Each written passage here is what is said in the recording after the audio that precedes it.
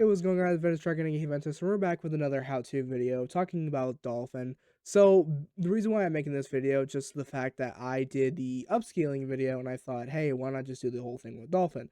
So basically, what we want to do is, I'm just gonna get straight to the point. I've seen so many videos just do talk. So let's just go.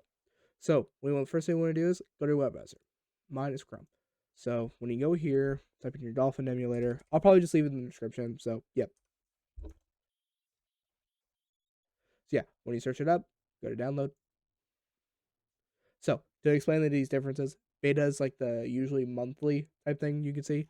The dev is like like 5 hours, 10 hours. Some people will just release for just new updates, just to get like that immediately.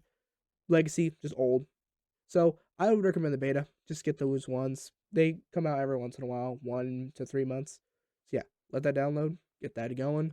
I would recommend the extractor to be WinRAR, 7-zip, one of those two. It would be good for both of those. So let's just go ahead and close Chrome. Now go to your file explorer, which would look like this right here in the bottom.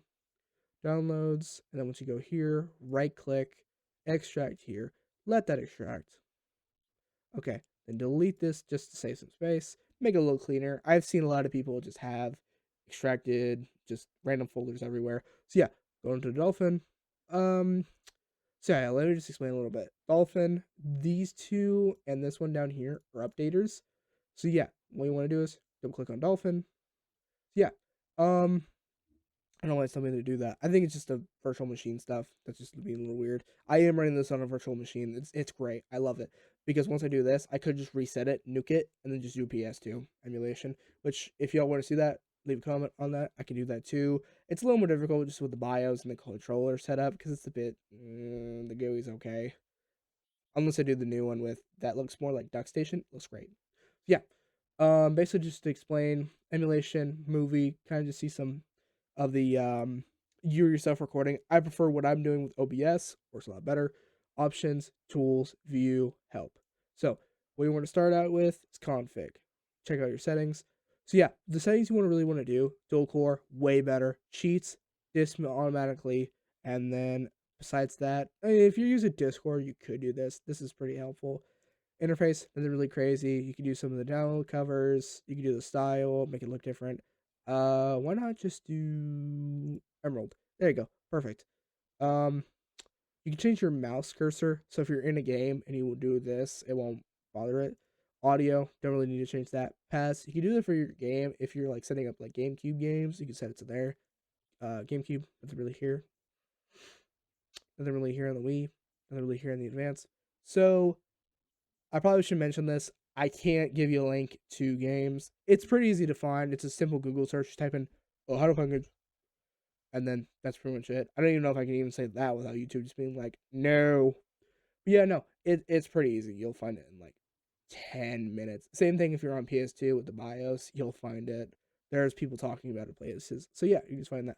So just to sum up what I talked about in the upscale video, use your backend, usually DirectX 11. The adapter is like your actual GPU or whatever you're using. Enhancements, upscaling. There's some pretty cool settings like wet screen here. Hacks.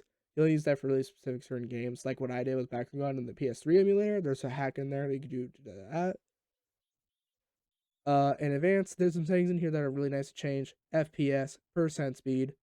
If you're depending on the game, if you're playing like Super Mario Sunshine, I know they have it. There's some graphic mods you can change. I know borderless full screen's a great setting. It's probably my favorite. Crop is good if you're doing like recording like I am. I like to use the crop setting, so if I'm playing like background, it just makes like the lines go from like here to like here, and it looks a lot better than the recording. Progressive scan, there's a lot of games that use that, so it makes it a lot better. Like Dragon Ball Z Budokai 2 and 3, I know they use that. There's some of the Sonic games that are on there. So yeah, no, that's pretty much it. And then you have your controller settings. So usually you want to start out with standard controller. There's other kinds you can do. If you have an actual GameCube controller, you can do a GameCube adapter for Wii U. I actually have the adapter that's originally for that, which is pretty cool just to have it right there. There's the keyboard controller. I love that. Configure. So depending on your input, naturally you can use PS5, Xbox One, PS4 and PS3 get to use your own like app. I know PS4 has DS4. PS3 it's a little weird. It's really hard to set up. No, not really that hard, but it takes time. Yeah.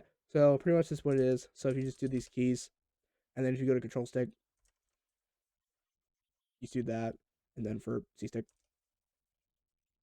so yeah, it's pretty great. It's pretty great. So yeah, no, and then you have all your buttons, and then you just set up. So just for example, if I want to change to the B button, click on that, bam, B button. There you go. So yeah, you can do the same thing with Wii Remote. You can use the Wii Remote, or not the Wii Remote, the point with your mouse. So if I go to like Motion Simulator, it's already doing that. So it just does like this. Tilt is a little weird.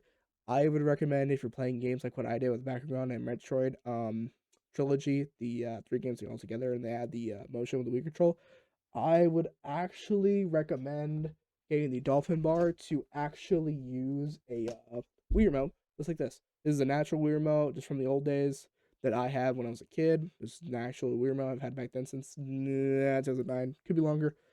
But yeah, no. I have the Dolphin bar on my other monitor. It's on the very top layer here. Just like a normal monitor, just USB. It's great. It's $30 on Amazon. Mayflash makes it. They make a bunch of accessories that are great. Shout out to them. I'm not sponsored. So yeah, um, yeah, that's pretty much about it.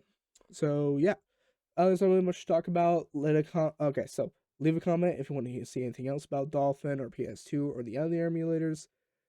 So yeah, no, that's about it. Just gonna wrap up here. This is Ventus Dragon and Ventus. Talking to you later. Signing off. Peace.